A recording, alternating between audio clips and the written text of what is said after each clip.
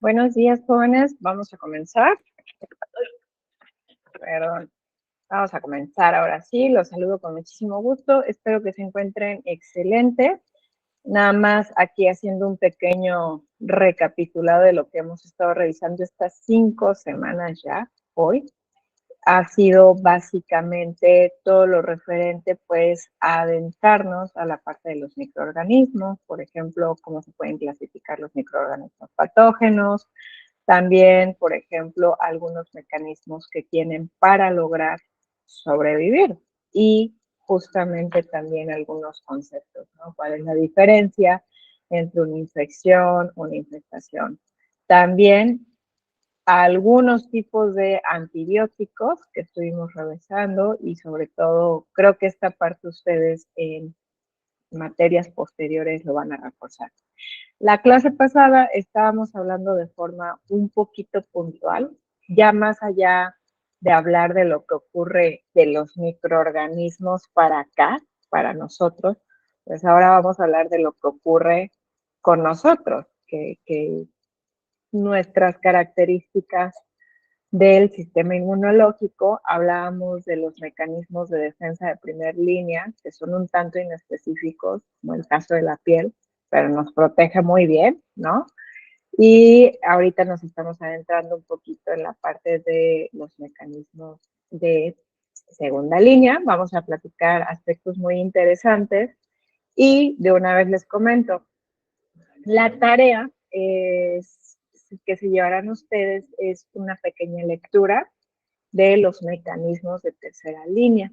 ¿Qué van a ver en esa lectura? Básicamente las inmunoglobulinas, los tipos que existen, y también un poquito de la parte de las células T, las células B, linfocitos B y T.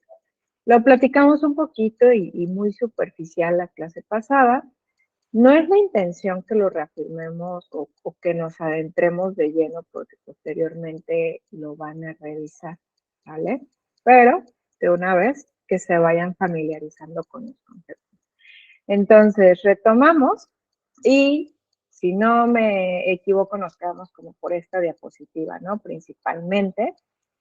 Y, por ejemplo, aquí destacando, ¿no? O con lo que nos podemos quedar es que puede haber componentes que son inmunogénicos, es decir, que pueden provocar una respuesta inmune en mayor o menor medida. Y hablábamos, por ejemplo, de que los lípidos, por lo general, no son muy buenos.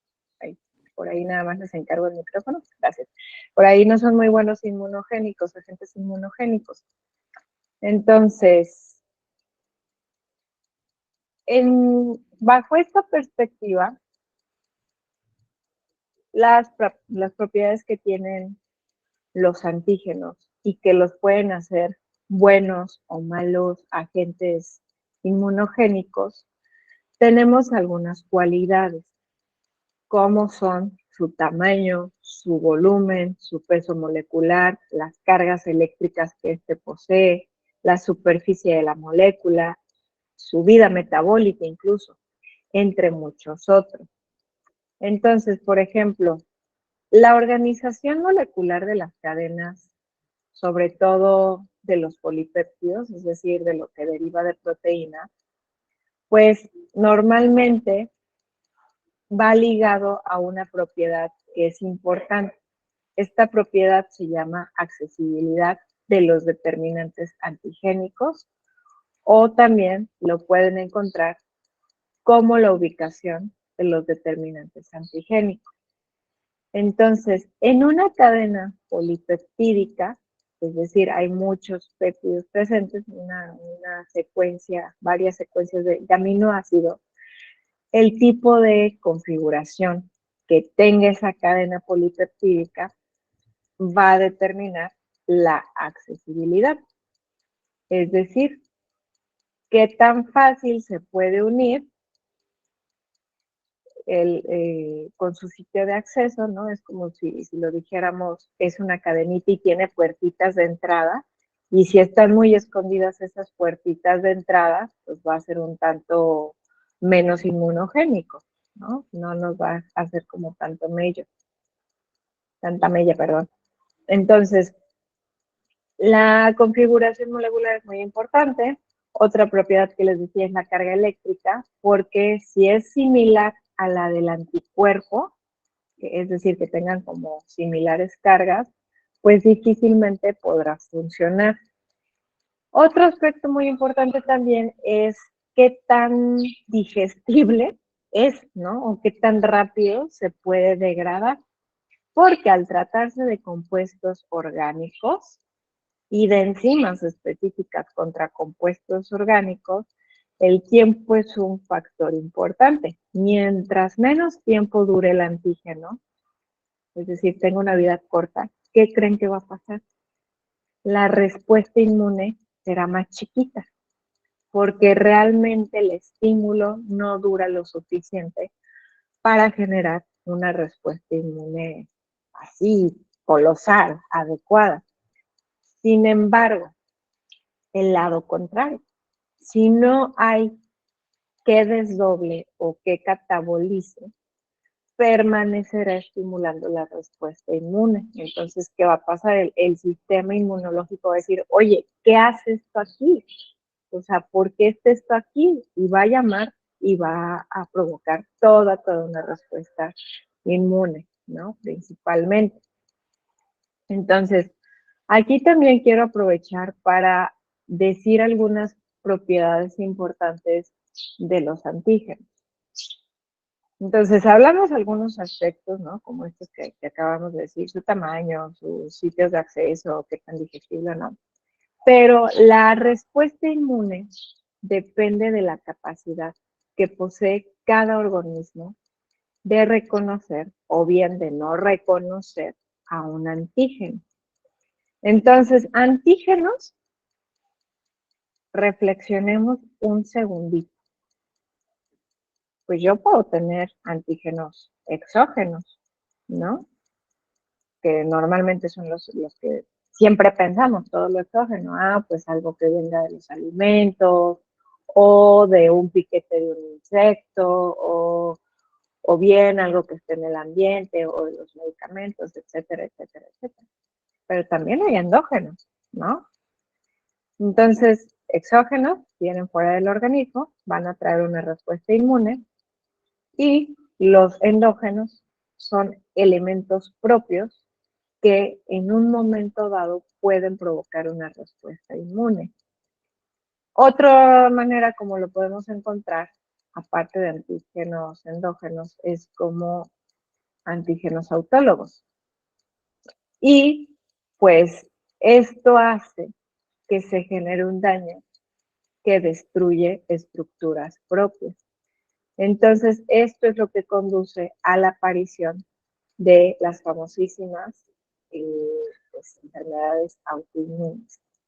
Entonces, aquí lo tenemos, antígenos, tipo exógenos, tipo endógenos, que son muy importantes en lo que son las respuestas inmunes. Porque siempre que hablamos del sistema inmune, reitero, la mira era como la de antecito, ¿no? Que, sí, nos va a defender contra lo externo. Pues también con lo interno, y puede actuar en diferentes vías. Una vía muy buena cuando erradica células cancerosas, está excelente. Una vía mala, pues cuando trae una respuesta que trae un ataque autoinmune. También tenemos algo conocido como halogénico o haloantigénico o isoantigénico, pero pues básicamente va con el halo o el iso, ¿vale? Que son elementos comunes dentro de una especie, pero diferentes de un individuo a otro. Pensémoslo, piensen, a ver, nosotros, los humanos, ¿qué tenemos en común? Pero cambia de persona a persona. Piénsalo un segundito. Me voy a dejar pensar. Si se le ocurre a alguien, pues, habrá micrófono.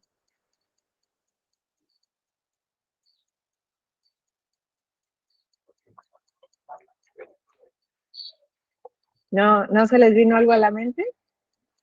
Por ahí yo creo que faltó un buen cafecito y un buen desayunito como para despertarnos bien, pero por ejemplo, esto lo tenemos en los grupos sanguíneos, ¿no? ¿Qué pasa? Pues todos tenemos sangre, evidentemente, pero ¿qué ocurre? Pues si yo le pregunto, por ejemplo, ay, es que no me acuerdo de sus nombres, no me encanta esto de los correos institucionales porque nada más los veo como tú, pero pues aquí puede haber quien me diga, ah, yo soy A positivo, yo soy AB positivo, yo soy O positivo, yo soy O negativo. Entonces, los antígenos inmunogénicos están en el grupo A, B, O, que están constituidos por las diferencias antigénicas en donde a nivel de la superficie de los eritrocitos. Y probablemente les venga la duda, bueno, y el factor RH, que ese con qué se come, ¿no? El factor RH negativo hace que se produzcan anticuerpos específicos contra los determinantes antigénicos, de las superficies de los eritrocitos.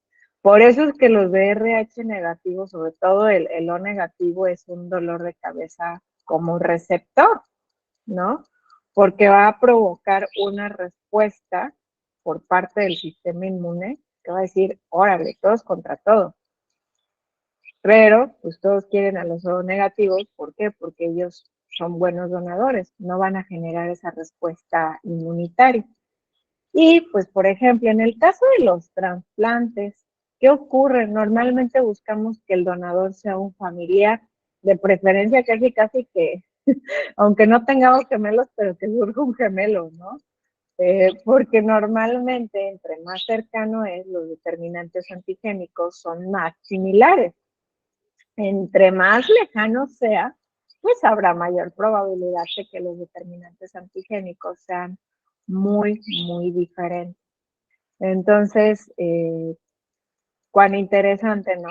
Es que pues podemos hablar de lo interno, lo externo, pero también hablando de nosotros como especie, pues hay nuestras diferencias, ¿no? Entonces, la respuesta inmune tiene diferentes formas, como la podemos mencionar en cuanto a su clasificación.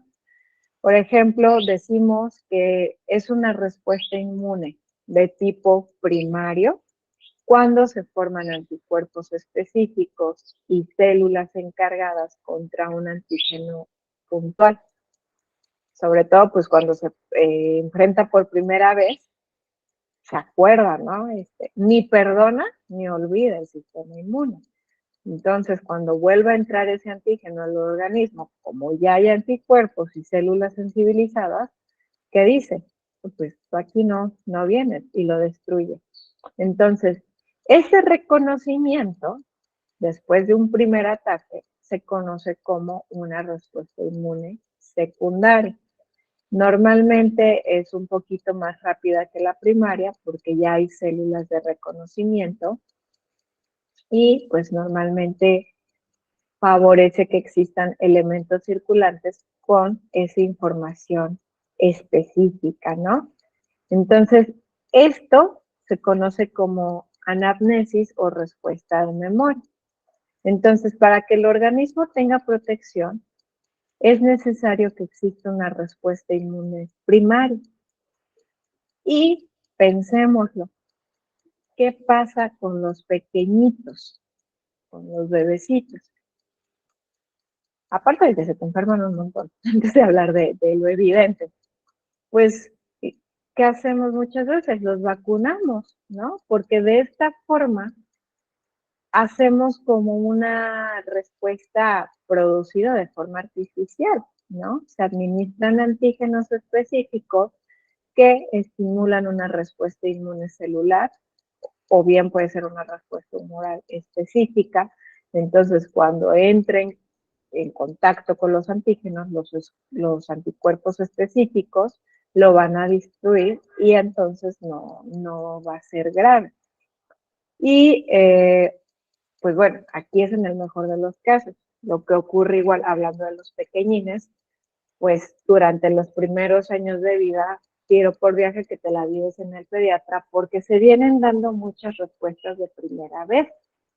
y uno no le termina de ver fin a las facturas y a los cuentos, pero pues llega un punto donde ya básicamente se logra reconocer gran cantidad de microorganismos y entonces las infecciones o bien no se desarrollan o si se desarrollan ya son en una presentación más atenuada. También, de acuerdo al mecanismo como se adquiere la inmunidad, podemos decir que es adquirida, natural y artificial, o también puede ser activa o pasiva. Entonces, aquí para irlo desmenuzando un poquito más y que quede un poquito más claro, la inmunidad que es activa puede ser natural o artificial. Asimismo, la inmunidad que es pasiva. Y la inmunidad activa natural, reflexionen, activa natural, se activó de forma natural. Por ejemplo, cuando nos enfermamos de X o Y infección, ¿no? Entonces, es tal cual como se diseñó por la naturaleza, está un agente patógeno, un agente infeccioso, el sistema inmune actúa y se producen las respuestas por parte del sistema inmune. Cambio, si los invasores o bien parte de ellos o los productos se administran con una preparación previa para que se genere esta respuesta inmune, pues podemos decir que es una inmunidad activa, pero artificial. ¿Por qué? Porque obviamente se introdujo de forma voluntaria, ¿no? El invasor no llegó solito, sino que se introdujo de forma total o parcial. Y la diferencia entre activo y pasivo es que el organismo pueda o no formar sus anticuerpos específicos y sus células. Entonces, por ejemplo, si se obtiene de un organismo que está inmunizado, y se pone en otro organismo que no está inmunizado, ¿qué pasa? Llega de forma pasiva. Reitero, puede ser pasivo natural, pero en este caso, como se los estoy planteando, pues más bien aplica pasivo artificial. Por ejemplo, nuevamente me voy a remitir a los bebitos. Pues normalmente no son suficientemente capaces de producir sus defensas porque están muy chiquititos, ¿no? Todavía tienen un aparato inmune en desarrollo. Entonces, ¿qué pasa? Reciben defensas a través de la circulación placentaria durante todos los 9 meses y después de que nacen, ¿qué pasa? Pues muchas veces se recomienda la leche materna porque ayuda en lo que es la adquisición de la inmunidad de forma pasiva y de forma natural, porque bueno, se está promoviendo. Se hace artificial cuando ponemos la vacuna, ¿no? Por ejemplo. Y también esto me lleva y me recuerda a otra cuestión. Por ejemplo, hablando ahorita de vacunación y toda esta cuestión, recordemos que en la vacunación se puede producir en una especie diferente, por ejemplo, en un animal. Entonces, de pronto vamos a tener sueros que puedan ser heterólogos, es decir, son dos especies diferentes. Si no me falla la memoria, creo que el de alacrán viene de caballo. Y, por ejemplo, podemos tener anticuerpos que son formados igual, o sea, humano-humano. En ese caso hablamos de sueros homólogos. Entonces, pues aquí son conceptos a lo mejor un tanto teóricos y que sí implican un nivel de abstracción y de reflexión, pero son bastante interesantes. ¿Por qué? Porque al final de cuentas son cosas de todos los días. Ahora, viene un tema que la verdad es muy, muy, pues, a mí me encanta. ¿Por qué? Porque para que todos los elementos celulares, humorales de defensa entren en acción, o sea, para que venga lo bueno, para que ocurra la película de acción, ¿qué pasa? Necesito que llegue el microorganismo al sitio donde se requiere, bueno, o sea, llega el microorganismo a un sitio y necesito que todo mi sistema inmune llegue. Entonces vienen un montón de respuestas que van encaminadas a qué? A eliminar a los agentes patógenos. Entonces, para que esto pueda empezar siquiera, es necesario que se puedan transportar de forma rápida las células y los elementos proteicos a través de dónde? Pues de la sangre, ¿no? Pero ¿cómo viaja la sangre? No es que sea como si lo colocara en un vaso. Tenemos todo un sistema de tuberías, por así decirlo, pues a través de los vasos sanguíneos. Entonces, cuando hay un microorganismo patógeno, los vasos sanguíneos se modifican para facilitar y para acelerar el transporte de los elementos de defensa. El primer paso, una vez que se ve un patógeno, es que la vasodilatación. Y esto aumenta la velocidad de la llegada de los leucocitos y de otros elementos. Entonces, una vez que ya llegaron todos a la fiesta, es necesario que se abran las salidas de los vasos sanguíneos para que los leucocitos y demás elementos salgan a los tejidos.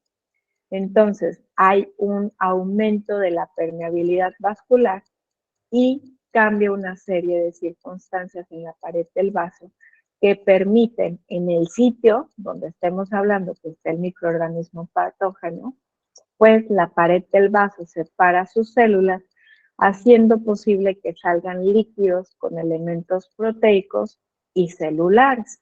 Entonces aquí voy a hacer una pequeña pausita, porque pues bueno, lo estoy hablando como dentro del organismo.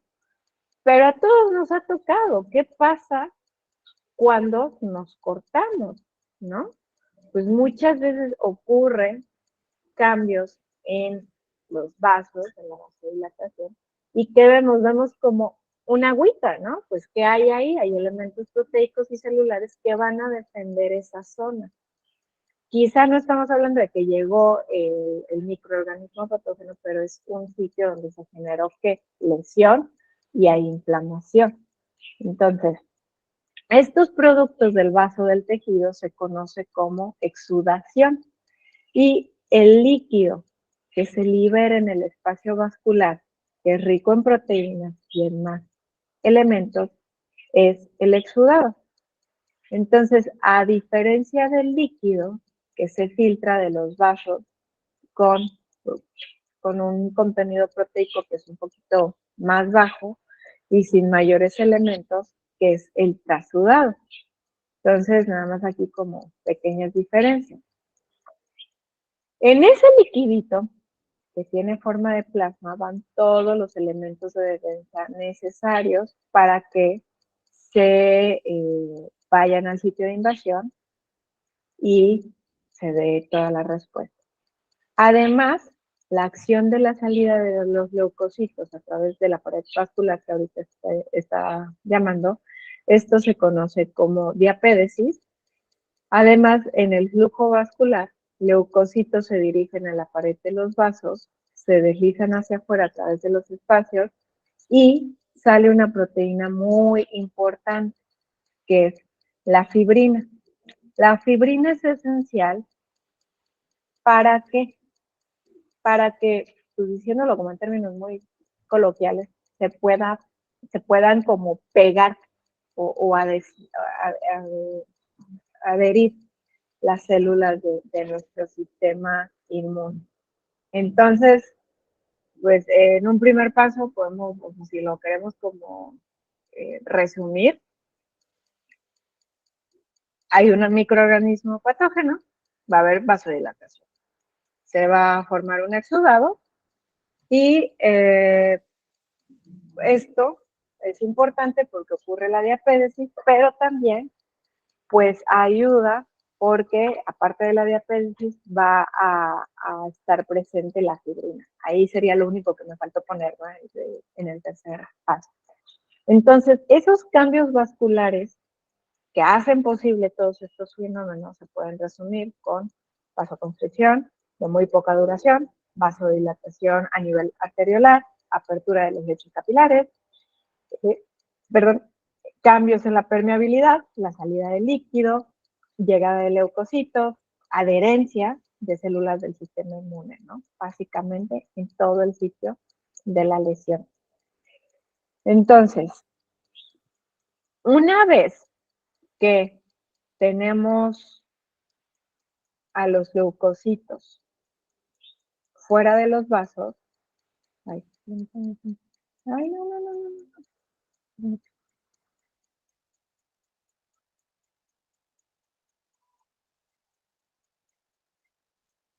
Una vez que tenemos a los leucocitos, pues ya fuera de los vasos, estos van a migrar a través de un proceso que se conoce como la quimiotaxis, que es el viaje de los leucocitos al sitio de la lesión, ¿no? Hasta que se encuentran con el tejido lesionado. Entonces, ¿ahí qué van a hacer los leucocitos? Básicamente se van a comer, por así decirlo, van a fagocitar los elementos extraños. Y gracias a ese proceso de fagocitosis los van a destruir. También van a degradar el tejido lesionado, van a destruir a cualquier otro antígeno extraño y van a generar agresión a nivel tisular porque se van a liberar enzimas, van a liberar mediadores químicos y también radicales de oxígeno. Que estos radicales de oxígeno, normalmente en la literatura, pues escuchamos que son tóxicos, ¿no? Pero es natural y es evidente porque gracias a esa acción tóxica se prolonga el proceso inflamatorio. Entonces, lo natural es que ocurre el proceso inflamatorio, se dé un ataque, si hay un ataque, una agresión, pero también hay una recuperación. Ahora, lo que ocurre actualmente, ya hablando un poquito de las enfermedades y sobre todo enfermedades crónicas, el estrés, todos los contaminantes y como lo decimos coloquialmente, es que muchas veces la duración es muy prolongada. Entonces hablamos de estados inflamatorios sostenidos que resultan pues un tanto patológicos. Pero bueno, ya de eso platicaremos quizá no en esta materia, pero lo verán en otra materia. Entonces, con todos estos elementos que les estoy diciendo, lo que se hace es como cercar la zona para que el patógeno no se vaya más allá. Lo tienen sitiado, ¿no? Ya que salga con las manos arriba. Y de hecho la fibrina también ayuda a que se delimite esa zona, ¿no? Justamente. Entonces, ese medio adquiere características diferentes y el resultado es la muerte de las células de defensa, pero también de las bacterias. Es todos contra todos, ¿no? Entonces también por ahí resultan enzimas que se liberan por la rotura de las células, cambia el pH del ambiente local, hay acidez, pero todo esto es natural porque controla la invasión. Y adicional, pues hay inflamación y los procesos están magnificados gracias a esa inflamación, entonces que pues buscan sí o sí tener participación del sistema inmune. Aquí van a entrar muchos mediadores en juegos. Algunos van a ir directamente en el plasma, otros en células y otros se van a producir resultado de diferentes fenómenos que los van a estimular. Por ejemplo, las prostaglandinas, todos los hemos escuchado, pues tienen una participación fundamental en el proceso de inflamación.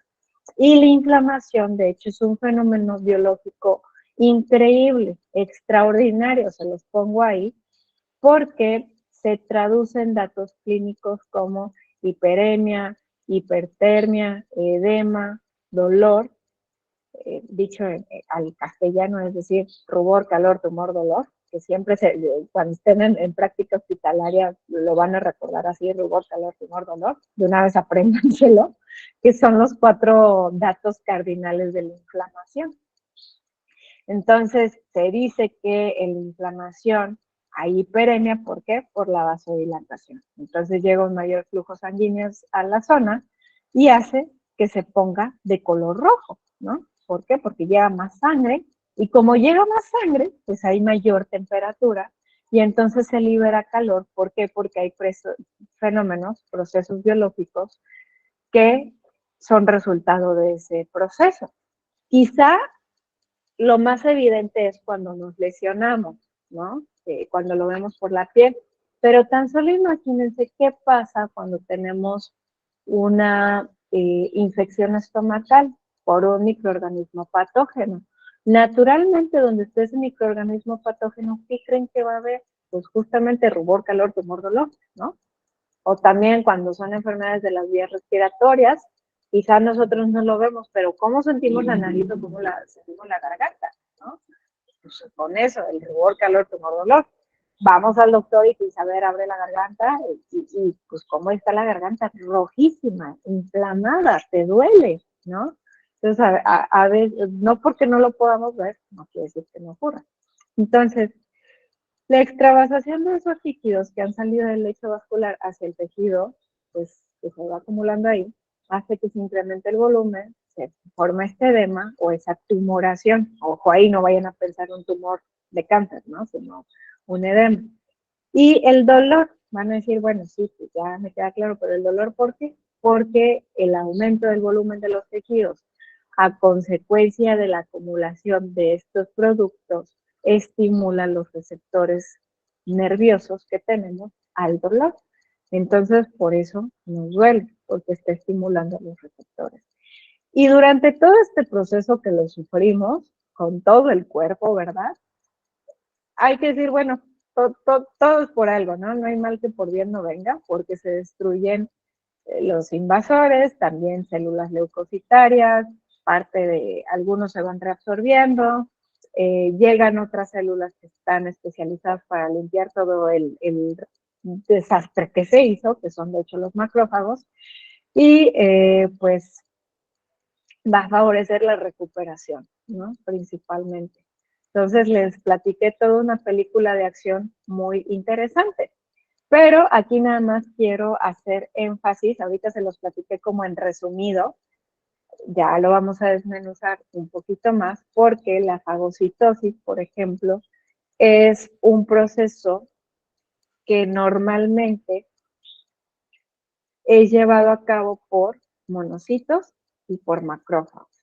Entonces, el monocito es una célula de la médula ósea.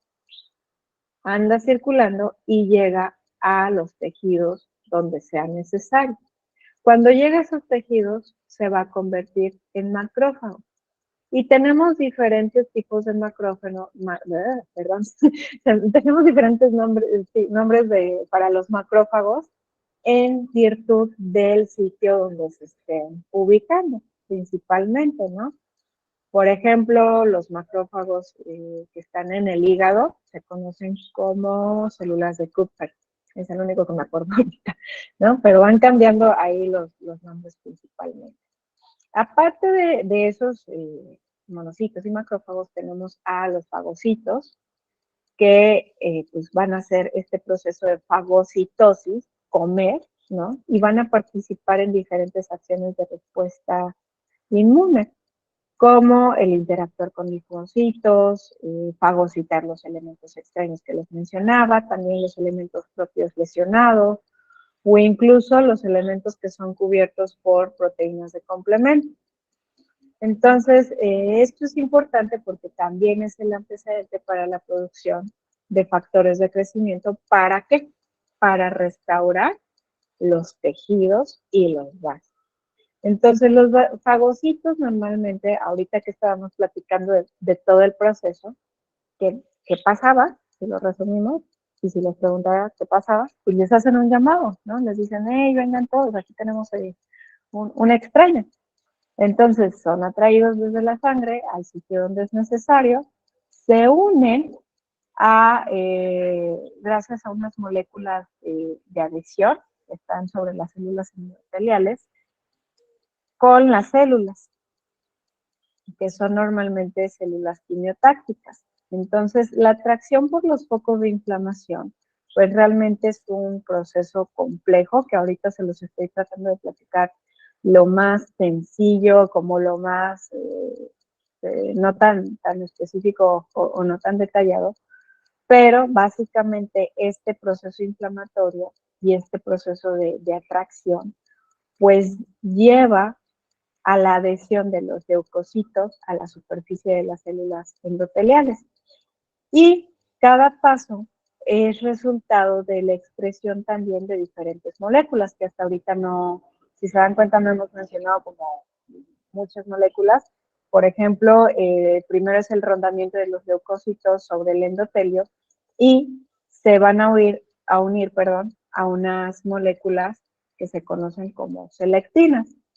Después van a aumentar su afinidad por sustancias quimiotácticas conocidas como las integrinas, que ayudan a que lleguen más células inflamatorias y que se unan, ¿no? Como que se peguen básicamente. Entonces, cuando ya se unieron, para que se pueda dar la fagocitosis, es necesario que se cumpla con los pasos que tenemos, que es que se fijen, que haya endocitosis, que se digieren y que haya exocitosis. Es decir, que se pegue, que lo coma, que lo digiere y que lo vomite, ¿no? Básicamente, dicho como términos muy, muy sencillitos, ¿no? Entonces, pues gracias a eso se destruye. También pues hay más partículas que entran en juego, pero aquí el objetivo realmente no es como complicarlos, sino acercarlos un poquito más. Y pues me gustaría destacar que la fagocitosis está, si lo quisieran como resumir, bueno, la fagocitosis, ¿para qué sirve? ¿O cuál es el objetivo que tiene? Es destruir al agente invasor y que es tan importante para la supervivencia porque nos defiende de las infecciones. Entonces, es necesario. Sí, implica la participación de muchísimas células, pero es muy, muy importante. Casi, casi que le debemos muchísimo a la fagocitosis principalmente. Ahora, no terminamos con el día de sacar palabras raras. Tenemos otra palabrita aquí que les va a llamar la atención, la opsonización, que es cuando entran en juego las opsoninas, que son anticuerpos que se adhieren a la superficie de un agente microbiano. Entonces, esto es importante porque se fagocita de manera más rápida, también pues es más eficiente. Y pues opsonización ayuda a fagocitosis, casi casi te van de las manitas, ¿no? Entonces, resultado de esto, controla la acción microbiana, ¿no? Principalmente. Denme un segundito, voy a tomar tantito.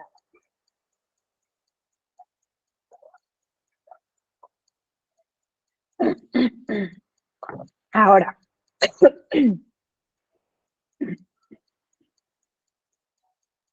adicional a esto, pues así sí yo les dije, oye, a ver, platíquenme qué les pasa cuando se enferman.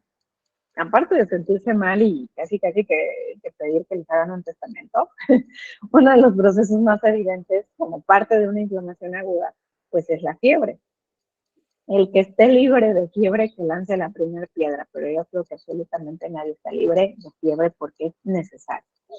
Y pues es resultado de la participación de mensajes humorales que desencadenan respuestas endocrinas complejas y se liberan múltiples mediadores químicos. De hecho, es muy, muy padrísimo esto. Pongan muy bien atención para que no nos vayamos a confundir. Entonces, sabemos que cualquier actividad física aumenta la temperatura corporal. Es más, si ahorita les digo, párense todos, siéntense, párense todos, siéntense. Así como unas 20 veces, ya para la 21 que los deje sentar, van a estar un poquito acalorados, porque recordemos, la temperatura siempre se va regulando. Entonces, no puedo decir que la fiebre sea un mecanismo de defensa específico contra la infección, porque se produce en diferentes circunstancias, ¿no? Obvio. En cuanto a nuestra temperatura corporal, lo normal es que ande por ahí de los 36,5 más o menos 5 grados centígrados. Y de hecho tiene un ajuste fisiológico del sistema termorregulador que está ubicado en el hipotálamo. El hipotálamo, recuerden que tiene muchísimas tareas importantes, dentro de las cuales está él. Tiene un delicado balance entre el generar y el eliminar calor. Entonces, la generación de calor es producida por el metabolismo de diferentes nutrimentos, los lípidos, los hidratos de carbono, proteínas, también la actividad muscular de todo el cuerpo, y pues perdemos calor porque radiamos ese calor, lo podemos conservar, también lo podemos evaporizar, por ejemplo, cuando sudamos, ¿no? Transpiramos, también por las vías respiratorias estamos perdiendo.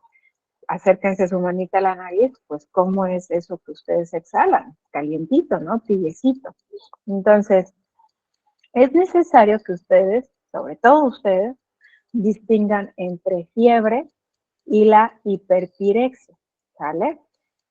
Entonces, elevaciones de temperatura corporal habituales en los procesos infecciosos pocas veces exceden los 41 grados centígrados, salvo que, recuerden un dato que les dije, el hipotálamo. Si el sistema nervioso o el hipotálamo están dañados, pues no puedo decir lo mismo porque cambia el punto termostático del hipotálamo, ¿sale? Entonces, cuando hay temperaturas por encima de los 41 grados, son indicativas de hiperpirexia, que es la elevación de la temperatura corporal sin la participación del centro termorregulador hipotalámico. Y se los puedo decir de la manera más sencilla, es como decir, oh no, ¿quién está manejando el coche? ¿Quién lo está regulando? ¿No? Entonces, estos estados de hiperpirexia normalmente los van a observar ustedes en el hospital en pacientes con hemorragias intracerebrales, por ejemplo, o cuando estuvieron en condiciones de una exposición excesiva al calor, o bien se generó muchísimo calor y una pobre disipación térmica. Por ejemplo, en las personas que se insolaron, recibieron mucho calor, pero no se alcanzó a disipar adecuadamente. Y, por ejemplo, ya cuando hablamos de temperaturas de 43 grados centígrados, generalmente son mortales, porque ya no son reversibles. ¿Por qué? Porque ya el hipotálamo no puede, no logra recuperar el control, ya no está participando. Reitero, es como si agarro yo un ladrillo, lo pongo en el acelerador y lo dejo andar, pues no hay quien controle esa parte. Entonces, el día de hoy se llevan y ténganlo presente también, ¿no? Junto con los datos de la inflamación.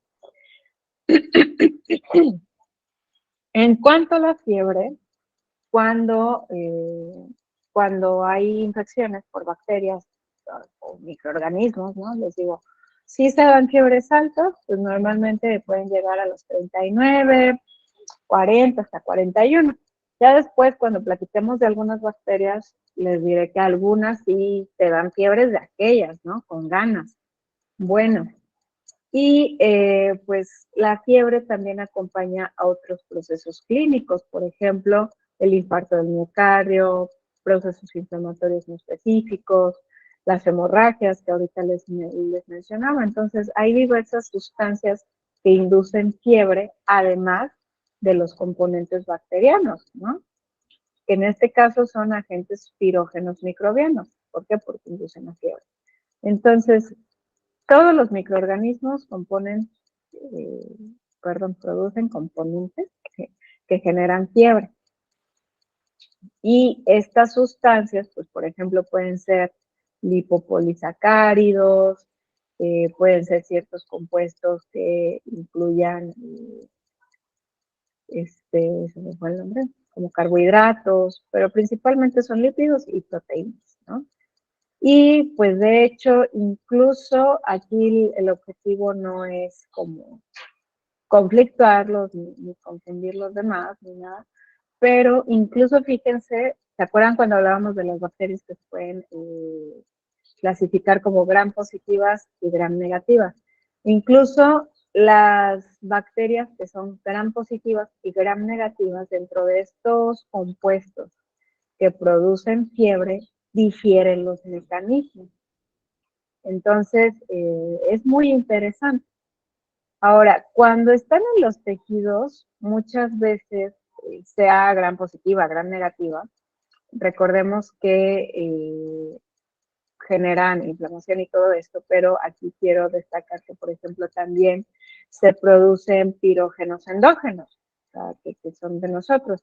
Por ejemplo, las famosísimas interleucinas, sobre todo las interleucinas 1, 6 y el famosísimo factor de necrosis tumoral alfa, que están en todas las inflamaciones. De hecho, más adelante, cuando estén revisando algunas otras patologías en el desarrollo, por ejemplo, de diabetes, síndrome metabólico, obviamente los van a ver, interleucinas 1, 17, el factor de necrosis tumoral alfa, principalmente los van a oír. Pero bueno, los saco a colación porque también estos nos llevan a la producción de fiebre, ¿no? Entonces, por ejemplo, la interleucina 1 sube el punto termostático del hipotálamo, entonces tiene esto un efecto en las respuestas vasculares, hay vasodilatación, pero también musculares, genera escalofrío, que normalmente tenemos en los episodios de fiebre, ¿no? Y sobre todo, estos agentes pueden elevar la temperatura corporal en un proceso pues realmente rápido. Por ejemplo, en unos 20 minutos, en cuanto se empiezan a producir, en unos 20 minutos pueden producir fiebre. Por eso también cuando nos tomamos un paracetamol, ¿no? Pues también actúan relativamente rápido. Ya dependerá qué tanto sea la fiebre, ¿no? Pero pues sí hay toda una respuesta en este sentido. Entonces, aquí lo único que me faltó adicionar son los pirógenos endógenos, que ahorita les estaba poniendo esto de las interleucinas. Entonces, ante lo que es la respuesta febril, aparecen proteínas de choque, que no es que choquen, o sea, su función es bloquear la fijación del pirógeno endógeno, como ahorita decíamos, las interleucinas. Algunas neuronas termorresistentes que están en el hipotálamo posterior, pues en respuesta al punto termostático elevado, empiezan a actuar sobre las neuronas que son termosensibles y que respondieron a la interleucina. Entonces, ¿qué hacen? Es como si le dijeran, no, a ver, no le hagas caso a este punto que te está diciendo, no te eleves, baja tu punto termostático. Entonces, a través de este mecanismo se regresa a la temperatura corporal, al menos que, y salvo que, los macrófagos sigan produciendo interleucina 1, y es una infección muy fuerte, que de hecho es lo que pasa cuando hay infecciones así de plano, de esas que no te habían tocado, ¿no? De que el mendigo microorganismo es resistente a casi todos los antibióticos, pues obviamente le va a tomar muchísimo más esfuerzo a tu sistema inmune. Entonces va a haber ataque y ataque y ataque y ataque, y pues va a seguir habiendo fiebre y fiebre, pero para que también termine de erradicarlo. Entonces, pues la fiebre es muy importante porque si se deja, ay, nada más les encargo ahí el micrófono, por favor. ¿Qué les estaba diciendo? Sí, que la fiebre es muy importante, ¿no? Porque en algunos casos, ¿qué hacían antes? Se dejaba cursar la fiebre, entonces en algunos casos la infección quedaba circunscrita y no progresaba.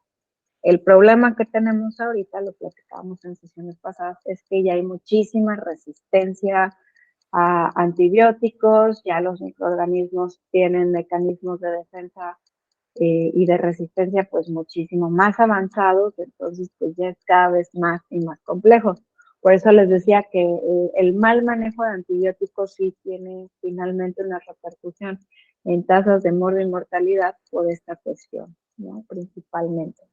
Entonces, Se puede decir que hay un gran cuerpo de evidencia científica que indica que la fiebre no solo incrementa la fagocitosis y otras funciones del sistema inmune celular, también es un activador y amplificador del sistema inmune específico que está mediado por las células y los anticuerpos porque favorece la respuesta inmune de los linfocitos, se libera más interleucina por parte de los macrófagos. Entonces, cuando la elevación de la temperatura corporal es de unos cuantos grados centígrados, por ejemplo, 1 a 4 grados centígrados, la fiebre incrementa la eficiencia de las células leucocitarias y entonces la capacidad destructora es mayor y aparentemente hace más lenta la multiplicación de los microorganismos. Entonces, esto es parte de lo que integra los mecanismos de la segunda línea que podemos apreciar, son más complejos que los de primera línea e involucran células específicas con, que guardan una relación con las líneas de tercera, ay, se me lengua la traba, perdón, tienen una interacción con las células de defensa de tercera línea. Ya, perdón, ahí me trabé un poquito, un juego de palabras, pero recuerden, parte de la actividad que se llevan de tarea es justamente una lectura de esto, de las líneas de defensa de tercera línea, que son muy, muy importantes. Entonces, pues aquí hoy la reflexión que nos llevamos, yo creo que muchísimas, o sea, la fiebre no es mala, pero no es bonita, ¿verdad? A nadie nos gusta tener fiebre y es una respuesta normal del organismo, o sea, muchas veces nos alteramos cuando hay fiebre, pues lo único que está diciendo es que el cuerpo se está defendiendo. Recuerden por ahí la capacidad de dar una respuesta por parte del sistema inmune, que cuando eso no ocurre en los estados de inmunocompetencia, pues ya es otro boleto. Entonces, por hoy es todo, chicos, ya es todo lo referente al tema. Déjenme ver. Ah, sí, ya me acordé. La siguiente semana, y ahora sí vamos a empezar a ver un poquito las bacterias. Perdonen que los dejé como picados muy al inicio, que les hablaba de las bacterias y de pronto me regresé como a la parte de lo que ocurre con nosotros, pero dije, ajá, se me estaba pasando a hablar pues con lo que estamos provistos nosotros, pues justamente es micro e inmunología, ¿no? Infectología. Es una mezcla, siempre es una interacción entre cómo nosotros respondemos, pero también cómo los microorganismos van respondiendo. Con las bacterias se pone muy interesante la cosa. Les voy a cargar en Classroom, se los voy a ir cargando por capítulos porque el libro está un tanto pesadito, pero ahí ustedes se van a poder poner a revisar en extenso toda la información, principalmente. Entonces, antes de finalizar, les comento también lo siguiente. Todavía no he tenido la oportunidad de checar a detalle sus exámenes y conjuntarlo con sus trabajos, de sacar sus promedios. Pero ya la siguiente semana sin falta les voy a estar escribiendo en el chat su nombrecito para que porfa me vayan mandando un mensajito y les dé retroalimentación de sus promedios parciales, ¿de acuerdo? Entonces, a partir más o menos del martes, miércoles, les escribo para irles informando. Y pues nada más, chicos.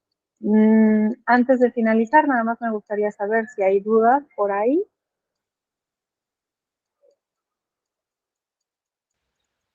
No, profesora. Ok. Bueno, pues que tengan muy bonito fin de semana. Nos vemos la siguiente. Cuídense. Nos vemos, bye.